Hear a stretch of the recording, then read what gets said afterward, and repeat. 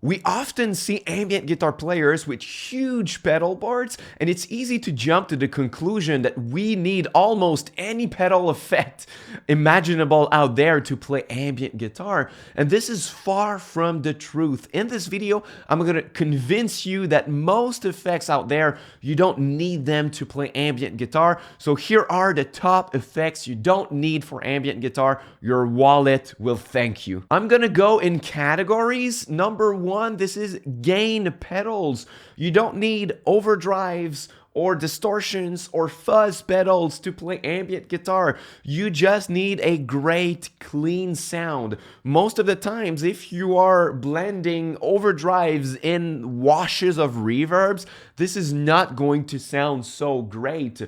So this is great news because on a regular guitar player's pedal board, gain pedals probably take most of the space on the pedal board, right? You probably have like 3 or 4 like overdrives and distortions to get shades, different shades of gain, so that you can have like a light overdrive and like a bigger boost for solos and stuff like this. So it's really useful if you're playing rock, but if you're playing ambient guitar, you absolutely don't need gain pedals. Number 2, dynamic pedals. So compressors and boosts, you don't need them. I used to have a compressor on my board for the longest time, but now I'm even happier without it on my board. The compressor is going to give you a little bit more sustain, but to me, it's not worth it for the cons it gives you, like more noise on your pedal board, less dynamics with your picking playing. Actually, I have an entire video where I explain 5 reasons why I don't have a compressor on my board anymore. So if you want to know more about it, click on the upper card, but you don't need dynamic pedals to play ambient guitar. Number 3, you don't need filter pedals like an EQ or an envelope filter or wah.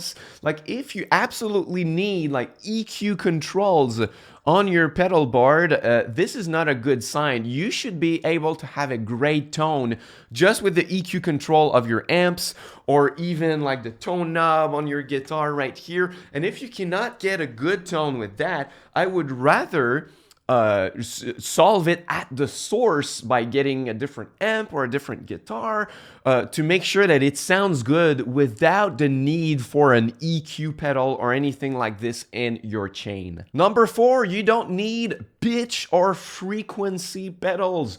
So pitch shifters or octavers or harmonizers, you don't need that to play ambient guitar. In fact, I would rather overdub my harmonies myself to be more creative with it. If you're using a harmonizer, it's just gonna double your note in the same scale or with the same interval, right? So if you have a melody and you double it with an harmonizer, or a harmonizer with a third on top, it's always going to follow with a third interval, and that can become boring, right? What if you want to keep notes in place and make jumps in your harmonies? It's going to be much better if you do it yourself, if you loop it yourself, if you add it as an overdub, or if you record it on top. It's going to sound much better than using that.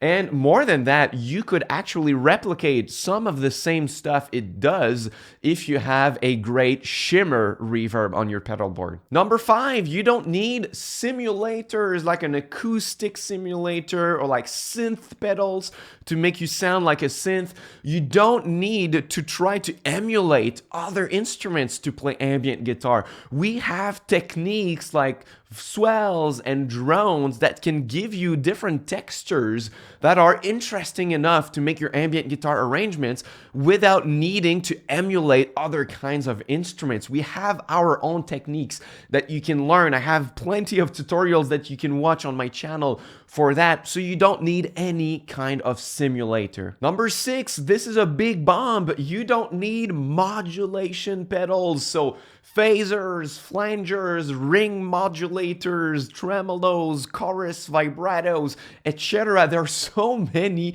modulation pedals existing, and you don't need those because you already have, in most delays and reverb pedals, you have modulation controls inside of your delays and reverbs. So sometimes this is just too much to add more on top. In my case, even if you have like one pedal, like I had the Strymon Mobius for some time, and I did not use most of the modulation effects, it's like a little icing on the cake. It's a little thing that you sprinkle on top from time to time. But on my pedal board, I actually want pedals that I'm going to use often, that are going to be my bread and butter pedals, if you will. So a little something that I use from time to time, for me, it's not worth it to keep it on my pedal board and really to invest money in it. So if you want all kinds of modulation pedals, like I said, there are so many, like phasers, flangers, ring modulators, tremolo, vibrato, chorus, so many of them, so you actually don't need to have them. So you already have about 20 pedals that you don't need, like overdrives, fuzz, distortion, harmonizers, fuzz, EQs, compressors, boost, phasers, flangers.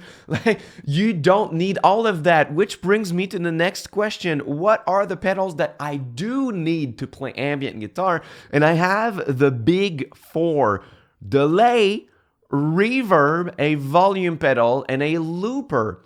And you can even do without the looper if you want. If you just want to record your parts one by one in your home studio, that is very doable. You don't even need a volume pedal. This is a nice to have, but you can actually use the volume knob on your guitar to do most of the same things, even if it's not as practical. So in fact, you only need delays and reverbs. You only need time-based effects, and you can create superb, like super beautiful ambient guitar music just with those two pedals.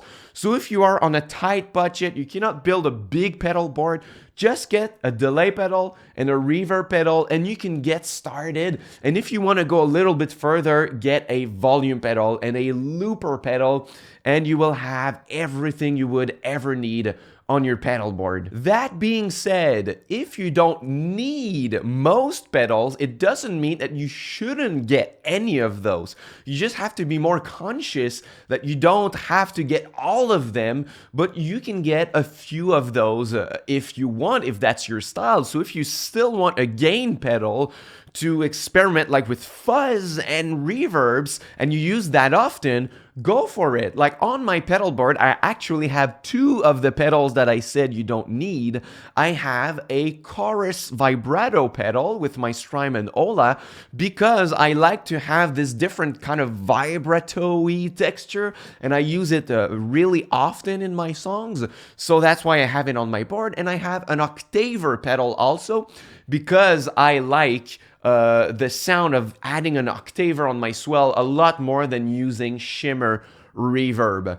So those are the two that I don't need, but I have on my board, but it's only two. Like, you don't need to get all of those. And more than that, most delay pedal, like if you have a delay pedal that has multiple modes on it, for example, like the Strymon Timeline, you can actually replicate a lot of the modulation effects. You remove the delay portion of it, and you only keep the chorus or the tremolo that was added to the reverb. And there's a technique to do that, so you can actually watch it in the upper card. I have a lesson on that. So if you get a delay pedal and a reverb pedal, you can actually twist them to the maximum to get other effects with them. So if you want to learn how to use your delay pedals, your reverb pedal, and create ambient guitar music, I have a free course for you called A Beginner's Guide to Ambient Guitar. You can get it, first link in the description box. I'm giving you in the first module my recommendations of what you should buy according to your budget. In module 2, I'm showing you how to create the most popular textures like swells and drones and your clean sound and how to set it up. And in the third module, I'm showing you how to get started looping and layering your ideas to create your own ambient guitar music. And the course is 45 minutes, so you could get started as soon as today. So once again, click on the first link in the description box and enroll in my free course. It's my pleasure. I would also like to know in the comment section below, what are your non-negotiable? What are the pedals that you absolutely need to play ambient guitar? Is your list different than mine? Share it with us down in the comments here. I'm really curious. So thanks a lot for watching, and until next time, au revoir.